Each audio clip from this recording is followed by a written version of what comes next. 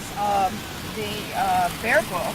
It's an ebook, it's downloadable, and you can find it on explore.org. And it has pictures of the bears at various ages. It gives their histories, and it's a good way.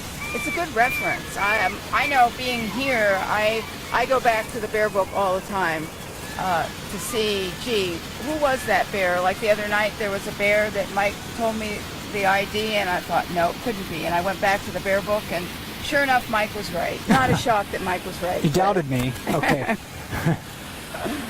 For a second. I do make mistakes occasionally. There's a famous bear coming right in front of us. Yeah, we actually have a couple of them. Actually, we have two that are related. You could actually, you know, in right in front of us, Divot and 856, or excuse me, 747 there, we could see how tolerant they were of one another. Yeah. Grabbing those fish. But the one coming upstream right now, another very blonde bear. This is a female, a mature female. This is number 435 Holly. And one of her former offspring is here, actually an adopted offspring. He's in the far pool right now. And that behind 856 there in the corner is number 503. So he was emancipated as a yearling, which is an odd age for a bear in Katmai to be on its own. And somehow, some way, we don't really know the circumstances, but he ended up becoming associated with 435 Holly, who I'll pan to right now. And she took him into her family. She had a spring cub that year, so she had a mixed age litter for the next couple of years. She treated him just like her own offspring, let him even nurse. Now he's a very successful young adult bear, growing quite rapidly. And part of that is probably because of Holly's maternal instincts to raise him. Right, and also his sensibilities, I think, to convince her that she should take him on, because some bears at that age might have been too afraid, shied away from another bear, and he's not what I would call a shy bear. Would you call 503 a shy bear? No, he is quite bold for his age. That's also probably because he's big for his age. He's very lanky, as he has a lot of growing to do. I think we can still expect him to grow for the next 6-7 years or so. So he's nowhere near as big as he will get in the future. But yeah, he's a social bear right now. He seems to enjoy the company of others. He, like I said, he's bold. He's willing to move into areas near other large bears. And he did take a risk approaching 435. We don't really know how that happened.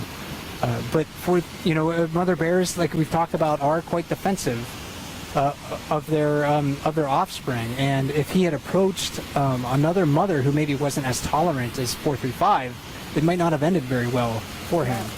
He's also a young bear who's demonstrated curiosity about a lot of fishing styles, right? I mean, where have you seen him fish? He kind of fishes everywhere. Yeah, a little bit of everything. He will fish in the far pool. We'll see him fish in the jacuzzi. We'll see him fish on the lip of the falls.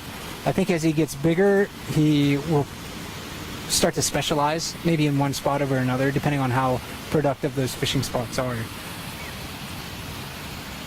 And here comes the bear that was lying down in the water is now on the lip, and that's bear 128 Grazer, who is very successful on the lip. And I think she's looking around trying to figure something out. Yeah, it's so hot today. If she might not, be very hungry right now. Looks like she is reacting to something that we can't really see. Yeah, and there's another bear standing, so they're reacting to something.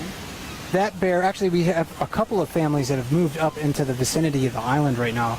Again, tonight, bears moving all around. It's actually kind of hard to keep track of them all. We introduced you to 813 Nostril Bear. She's back with her yearlings on the island downstream of the Brooks Falls. I'm trying to count. It's hard to keep count here. And walking behind them in the water is number 132 and her yearling. So she has a single yearling.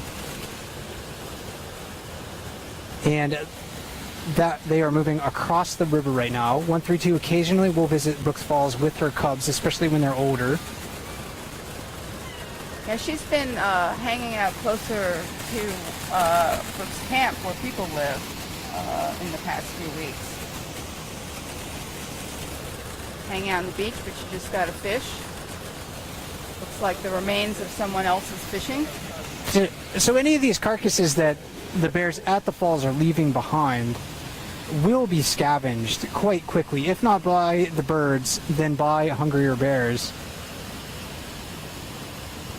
And if somehow, some way they get ignored to a point where they're too rotten and a bear doesn't want to eat them, the carcasses are quickly recycled by microorganisms, aquatic insects in the water. The salmon are really fertilizing this ecosystem by bringing in all of these nutrients from the ocean. I mean, you could think of them as a bundle of energy, but I also like to think of them as a sack of fertilizer. And when you get hundreds of thousands and millions of fish moving into these watersheds each and every year from the ocean, it is like just a giant amount of fertilizer coming into this area. Yeah. It really is wonderful to see all these bears just catching fish after fish. Not so great for those fish. Not so great for the fish. But the way I think about it, they've accomplished a lot to get here, right? They've come a long way from the ocean, and they're back here, and and they're contributing to the ecosystem. So that's how I have to look at it when I see these bears. Right, this is all part fish. of the process. Yeah. Bears fishing for salmon is quite a natural thing in Katmai National Park. And it's really one of the iconic scenes of America's national parks. You really you can't get this experience in another, national park, not in the same way. We have Divot not happy with that young bear. Oh, I think this is 132. Oh, is that 132? Yeah, so her cub is on the far okay. side there, and there just happened to be another young bear that approached her. So wrong place, wrong time? Yeah, wrong place, wrong time. Maybe there was a fish that they were both competing over.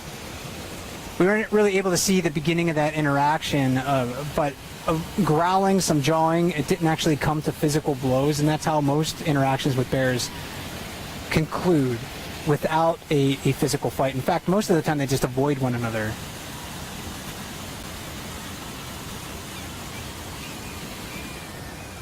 Now, there's a bear downstream that we haven't talked about yet, bear 717, who's very light in color. She stands out because she's so light colored. She's basically sitting on a rock out there.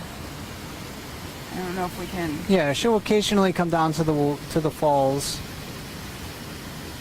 She's not a very big female. She would be technically an adult this year, so with brown bears, just like in people, there's no set age where they reach sexual maturity, but generally that happens around their 5th or 6th year or so. So when a bear becomes 5.5, usually we consider them to be an adult, but she's fairly small for her age. But if you put her in a different ecosystem without as much food, she would fit right in for an average size like grizzly bear, for instance. Right. It's just like these brown bears here are giant. I mean, really the only population of brown bears that rival them in size are the Kodiak bears.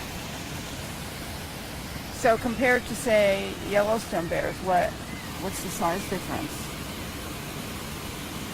These, adult males here in Katmai can weigh a third more than the largest adult males in Yellowstone. In fact, even during the dump days in Yellowstone, where bears were feeding at garbage dumps and not having to work very hard for their food, they never recorded, if I remember correctly, a bear that was 900 pounds. Okay. And that's fairly routine for large adult males here, especially in the fall. So our adult females here, the large adult females here in Katmai, can weigh on average as much as a big adult male in Yellowstone. So that illustrates a couple of things. One is in their genes. These bears are probably just genetically selected to grow bigger. And that's because, it's almost like a chicken or the egg argument, because they have so much food. Of course, when we look at the fossil record, we know the egg came long before the chicken, of course. So dinosaurs are laying eggs before birds evolved. But which came first here? Was it necessarily the food, or were these bears just, selecting themselves over time to grow bigger?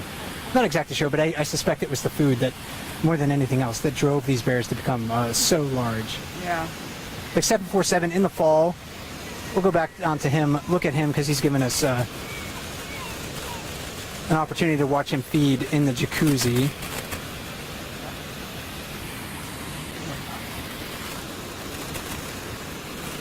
So this is, again, maybe the largest adult male that we have here at Brooks River. And in the fall, he'll be over 1,000 pounds. I mean, he is a very big bear. He could easily be a 1,200-pound bear in the fall. We don't know for sure. We don't handle them here at Brooks River. They're not collared or tagged or tranquilized. We don't get them on a scale. Right. It'd be fascinating if we could put a scale somewhere on that island downstream of Brooks Falls and know, but I don't think that's going to happen. The bears will probably destroy it long before we got any meaningful data off of it. But yeah, he is so big, and you look at him now, and it's hard to imagine how big he will get after a good salmon season.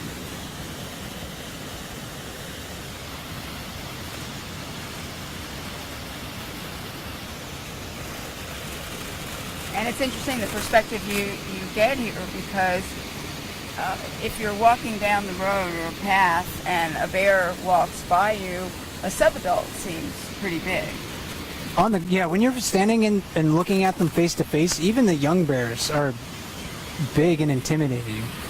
The 2.5-year-old bears here weigh probably more than the average size human, for sure. And then you have 747 walk by you, and that puts everything into perspective. Yeah, so when you have a chance to view these bears up close, I mean, it is very impressive to see just how big they are.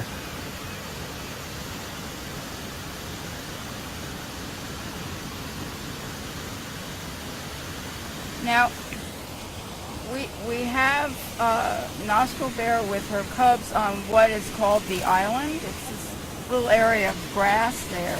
Is that a good place for a sow with cubs? Does it give them some cover? Or? Well, it's one place, where, those big adult males may not hang out that much. It's a place where they can scavenge for scraps. So we'll see them moving around that area frequently.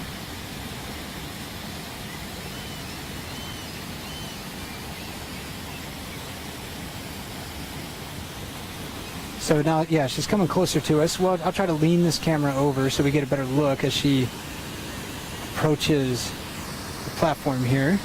Yeah, it's interesting. She's coming this way with the cubs. Yeah, great look at those yearlings. Again, these are second-year cubs. If you haven't had a chance to see first-year cubs, they are much darker and much smaller at this time of the year, so you'll be able to notice those differences quite easily.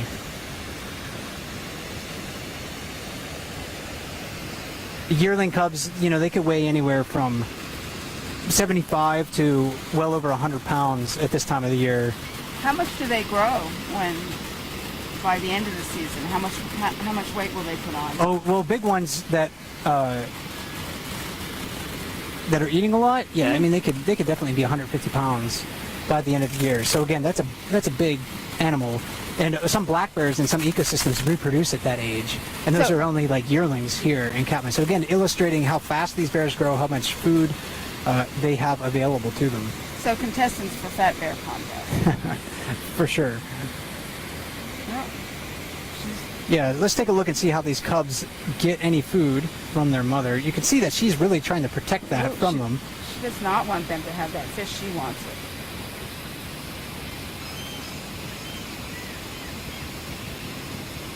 While mother bears will sacrifice a tremendous amount for their offspring, there are limits to that sacrifice, as you can see.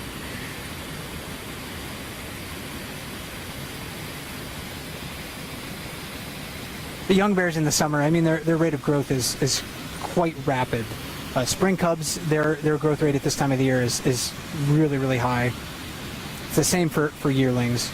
Not all yearlings will grow to be really, really big. They won't grow to that 150-pound size, but they will be quite big by the fall.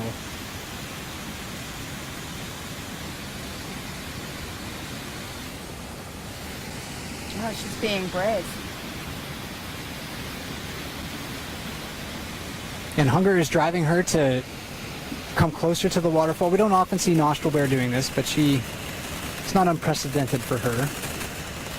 747 looking her way. Right. And you can see, 747 really not paying much attention to her charging into the water like that. She wasn't charging at him. Right. She was charging for the fish. She was unsuccessful in that fishing attempt.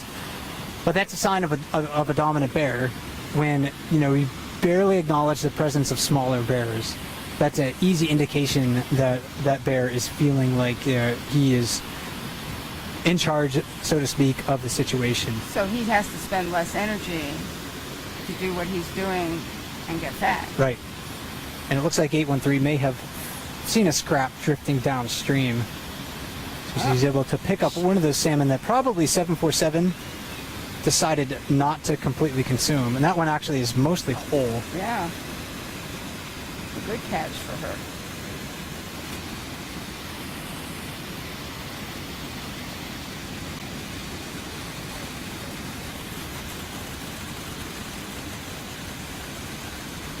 Now the cubs fighting with each other. Well, not really fighting, just tug of war. They will sometimes fight with each other too. You'll see they sound like little gremlins growling at one another as they're trying to get food. They are noisy. I'm going to pan. I'm not sure I'm going to be able to get this in frame here, but I'm going to pan quickly over in this direction because there's a small bear that just showed up, and this one is very young. This is probably just a 2.5-year-old. I am unsure of its identification. It does, those younger bears, again, grow so rapidly from year to year, it's hard to sometimes track them. But those younger bears face competition from basically every other age class of bears. They are actually lower on the hierarchy than a yearling cub would be, and sometimes we'll see yearlings chasing young independent bears because the yearling kind of knows, hey, mom has my back. Right. They've got protection. Yeah, right. They're they have they're it's like those goons walking down the street. They know that someone is gonna if you're walking in a group, you're more intimidating than a single person. That's right. Well, just earlier we saw 854 Divot chasing off a sub-adult, and she didn't really have to do that, but she wanted to make sure that youngster was not going to get in the way of her fishing. Now, I don't know if the camera can see it, but we're seeing mother bear with her yearling there. Is that one? Yeah, 132's downstream of us. That other single bear is close by, just kind of hovering on the fringe, looking for some scraps. The bear's really doing that all over the place. Yeah. Well, that makes good feeding for everyone. So the bears that are well fed and they only eat part of the fish, and the rest of it goes to other bears who may not have had as much success in fishing tonight.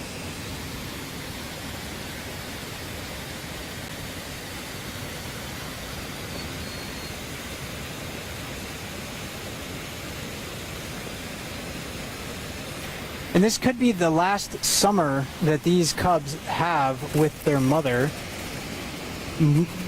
Brown bears in Katmai will keep their cubs for 2 to 3 summers and then emancipate them the following spring. So these cubs will certainly go to the den with their mother at least one more time before she either drives them away or she goes back into estrus in the presence of an adult male, signals to the cubs, hey, maybe I don't want to be around this situation.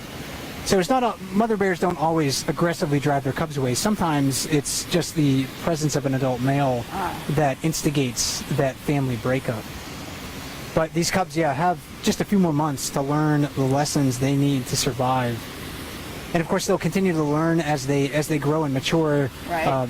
It's not like the lessons just stop once they are emancipated. And that's one of the great things about watching bears here at Brooks and on Explorer, because you get to follow bears over the years as they grow and change. And of course 503 is a really good example of that, where we've really seen him changed since he was a yearling.